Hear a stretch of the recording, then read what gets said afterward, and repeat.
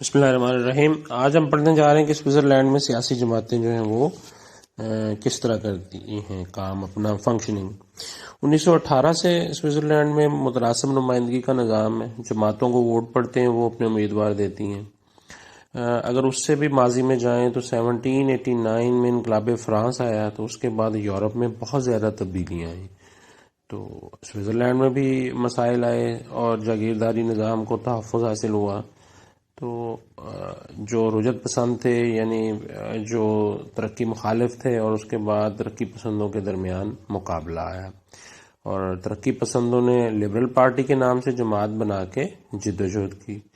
پھر یہ liberal party جو ہے، اس میں بھی اختلاف پڑ گیا 1832 میں، اور اس سے ایک ریڈیکل ونگ بنا، یعنی پارٹیاں دو ہو گئیں، لبرل پارٹی اور ریڈیکل پارٹی۔ اچھا، یہ تو انقلابی تھے، لیکن جو تھے اشرافیہ پسند اور قدامت پسند، انہوں نے کیتھولک کنزرویٹو پارٹی بنا لی تاکہ جاگیردارانہ نظام کو، قدیم انداز اور روایات اور اداروں کو تحفظ حاصل ہو۔ تو یہ پھر اسی طرح چلتا رہا۔ 1846 میں وہ جو ترقی پسند تھے، لبرل اور ریڈیکل، وہ مل گئے، اتحاد بنا لیا۔ کنزرویٹوز ناکام ہو گئے، کمزور پڑ گئے، اور یوں لبرل پارٹیز کی کوششوں سے 1848 میں نیا آئین بنا۔ پھر 1848 سے 1890 تک یہ ریڈیکل اور لبرل پارٹی کا اتحاد جو ہے وہ برسر اقتدار رہا، اور کنزرویٹو پارٹی اپوزیشن رہی۔ آہستہ آہستہ لبرل پارٹی کمزور ہو گئی اور ریڈیکل پارٹیز طاقتور ہو گئی۔ یوں یہ سلسلہ چلتا رہا، اور 1891 میں کنزرویٹوز اور لبرلز کے ایک گروپ ریڈیکل کا اتحاد ہو گیا، اور لبرل پارٹی جو دوسرا گروپ تھا وہ اپوزیشن میں چلی گئی۔ 1890 میں ایک نئی جماعت بنی سوئٹزرلینڈ میں، جس کو سوشل ڈیموکریٹک پارٹی کہا۔ یہ صنعتی انقلاب کے پس منظر میں بنی تھی، اور یہ آج بھی موجود ہے۔ ایک اور کمیونسٹ پارٹی ہے وہاں پہ، ایک کسان پارٹی بھی موجود ہے، اور 1918 کے بعد جب متناسب نمائندگی آئی تو پھر ریڈیکل پارٹی کا زور بھی ٹوٹ گیا۔ اب تین بڑی جماعتیں ہیں۔ پہلی یہی ریڈیکل پارٹی ہے، جو کنزرویٹو جماعت ہے۔ یہ بنیادی طور پہ قدامت پسند ہے، لیکن پیور کیتھولک قدامت پسند اور سوشلسٹ کے درمیان ان کی سوچ ہے۔ لمبا عرصہ اقتدار میں رہے، متناسب نمائندگی کے بعد تھوڑے سے کمزور ہو گئے۔ براہ راست قانون سازی کے حامی ہیں، کینٹنز کی خود مختاری کے حامی ہیں، لیکن ساتھ میں مضبوط مرکز پر بھی زور دیتے ہیں۔ سیکولرزم، محنت کشوں کے مفادات کا تحفظ، عوام کی آزادی اور حقوق ان کے منشور میں شامل ہے۔ دوسری کیتھولک کنزرویٹو پارٹی قدیم نظریات کی حامل ہے، اداروں کی۔ ابتدا میں یہ مذہبی بنیاد پہ چرچ کے تحفظ کے لیے آئی، پھر سارے کینٹنز میں پھیلتی گئی۔ آہستہ آہستہ اس نے اپنے نظریات کی شدت کو کم کیا اور معتدل نظریات اختیار کیے۔ اب انہوں نے اپنا نام بھی بدل کر کرسچین سوشل کنزرویٹو پارٹی رکھ لیا ہے۔ اب یہ صنعتی حقوق کی بات بھی کرتے ہیں، اور ٹریڈ یونینز کی مخالفت بھی نہیں کرتے، اور سرمایہ داروں کے ساتھ ساتھ کسانوں اور مزدوروں کی بات بھی کرتے ہیں۔ اگر ہم بحثیت مجموعی دیکھیں تو یہ جماعت کینٹنز کو وسیع اختیارات دینے کی حامی ہے، مذہبی معاشرتی اداروں کے فروغ کی حامی ہے، پرائیویٹ ملکیت کی حامی ہے، اور تعلیم میں کی بھی حامی ہے، لیکن ان سب چیزوں میں چرچ کے بنیادی کردار کو پر یہ زور دیتی ہے۔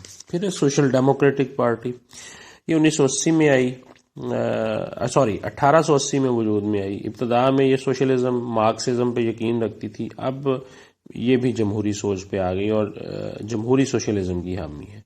اس کے منشور میں محنت کشوں کے مفادات کا تحفظ، ان کے لیے زیادہ سے زیادہ مراعات حاصل کرنا شامل ہے، بڑی بڑی صنعت اور بینکوں کو نیشنلائز یا حکومت کے کنٹرول میں دینا، اور فلاحی ریاست کا قیام اور مڈل کلاس طبقے کے مفادات کا تحفظ ہے۔ بڑی پارٹیوں میں سے ایک اور کسان پارٹی ہے۔ یہ ریڈیکل پارٹی سے جب اختلاف ہوا کچھ لوگوں کا تو وہ 1918 میں بنائی، نام سے ظاہر ہے، کسانوں کے مفادات کا تحفظ، پھر اس کے ساتھ ساتھ کارکنوں اور مڈل کلاس کے مفادات کا تحفظ کرتی، لیکن بنیادی طور پہ یہ کسانوں کے لیے ان کی محنت کا معاوضہ، ان کو آسان شرائط پہ قرضے اور کسانوں کی سہولیات کے لیے یہ کوشش کرتی ہے، اور یہ مضبوط وفاق کی حامی جماعت ہے۔ اب ہم ان جماعتوں کی خصوصیات کو دیکھیں تو ایک تو کثیر جماعتی نظام ہے، کیوں متناسب نمائندگی ہے، پھر سوئٹزرلینڈ کے اندر بہت سی زبانوں اور نسلوں اور مذاہب کے لوگ آباد ہیں، پھر معاشرتی ٹکراؤ بھی ہے، بہت امیر لوگ بھی ہیں، مڈل کلاس بھی ہے، ورکرز بھی ہیں.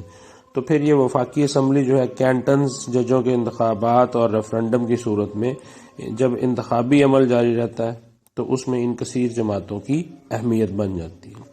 علاقائی بنیادیں ایک تو سیاسی جماعتیں بہت زیادہ ہیں، دوسری کینٹنز کو اپنی اپنی داخلی خود مختاری ہے، تو کینٹنز کی سطح پہ جماعتیں زیادہ سرگرم ہیں.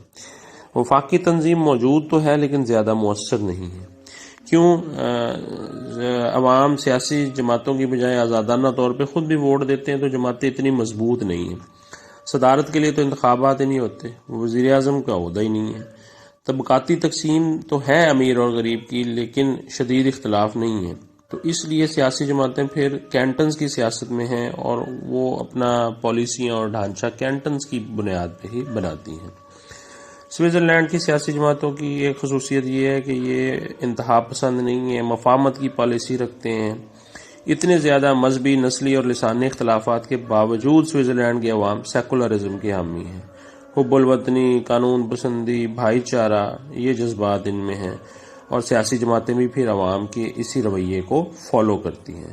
سیاسی جماعتیں مخالفت برائے مخالفت نہیں کرتی، رواداری اور مفاہمت کرتی ہیں، اور یہ منفرد نظام ہے دنیا میں.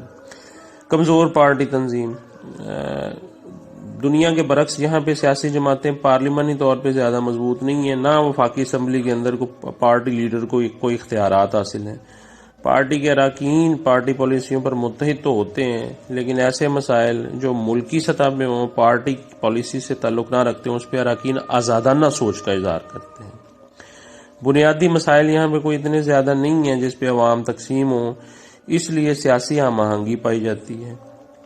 اور یہاں پہ اگر سیاسی جماعتوں کے ہم اصول دیکھیں تو 3 اصول ہیں: آزادی اور بقا، غیر جانبدارانہ خارجہ پالیسی، اور تجارتی امور. یہ 3 بنیادی امور ہیں، ان پہ ساری سیاسی جماعتوں کا اتفاق ہے اور عوام میں کوئی تقسیم نہیں ہے، جیسی کہ پاکستان میں، انڈیا میں، برطانیہ میں نظر آتی ہے. اگر سیاسی قائدین کا مقام دیکھیں تو اتنے زیادہ پاپولر اور مضبوط نہیں ہے جو دنیا کے دیگر جماعتوں میں یا دیگر ملکوں کی سیاسی جماعتوں میں ہوتے ہیں. اس کی وجہ یہ ہے کہ یہاں کے جو پولیٹیکل لیڈرز ہیں وہ زیادہ اپنے کینٹنز میں اور یونٹس میں مضبوط ہیں. وفاقی کونسل اور دیگر عہدیداروں کا انتخاب سیاسی وابستگی کی بنیاد پہ نہیں ہوتا بلکہ میرٹ پہ کیا جاتا ہے، اور وفاقی اسمبلی جن عہدیداروں کا انتخاب کرتی ہے اس میں پارٹی لائن یا پارٹی قائد کا عمل دخل ہی نہیں ہوتا. اور ان سب وجوہات کی بنیاد پہ سوئٹزرلینڈ میں پارٹی بازی نہیں پائی جاتی. عوام کو کیونکہ معاشی مسائل نہیں ہیں، فی کس آمدنی بہت زیادہ ہے، عوام مطمئن زندگی گزارتے ہیں، تو اس لیے کوئی پولیٹیکل پلیفریشن نہیں ہے، پارٹی بازی نہیں ہے یہاں پہ. مذہبی طور پہ بھی عوام ایک دوسرے سے رواداری کا مظاہرہ کرتے ہیں. سیاست میں عوام اداروں کو مضبوط بناتے ہیں، شخصیت پرستی نہیں کرتے. اور جب بھی کوئی مسائل ہوں تو ڈائریکٹ 30,000 یا 50,000 استصواب رائے اور حق ہدایت کے ذریعے عوام خود میدان میں آتے ہیں، قانون سازی کرتے ہیں، قانون سازی تجویز کرتے ہیں. تو اس لیے پھر عوام کے ایکٹیو ہونے کی وجہ سے پارٹی بازی نہیں ہوتی.